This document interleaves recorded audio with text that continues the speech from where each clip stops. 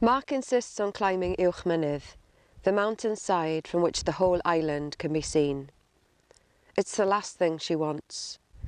To see it from that great height, from that colossal distance, will cement the impossibility of ever getting there. But she follows him. She lets him guide her, even though she's far more familiar with the mountain. She lets him pull her up, she lets her hand be squeezed and caressed by him. The sun gets stronger and stronger, and every time Mark turns around to smile at her, she finds herself squinting at him, unable to see his face. Mererid loves being in love with the shadow.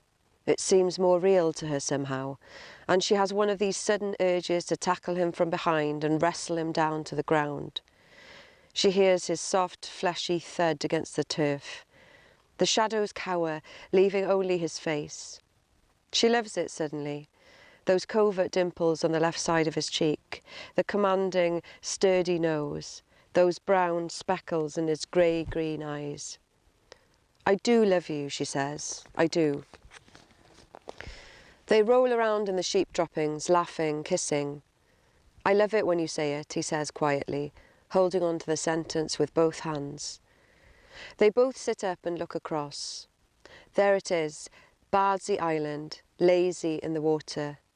It looks like an outstretched cat, its long green paws leading up to its gorse-carpeted rising hind.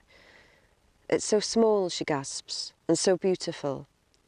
She looks across to what will be her home. Though she cannot see the cottage, the tip of the lighthouse is visible, winking at her. She imagines walking out at night, looking up at it and feeling its greatness, its towering mystery. "You'll be bored out of your brain," says Mark. His face becomes a shadow once more.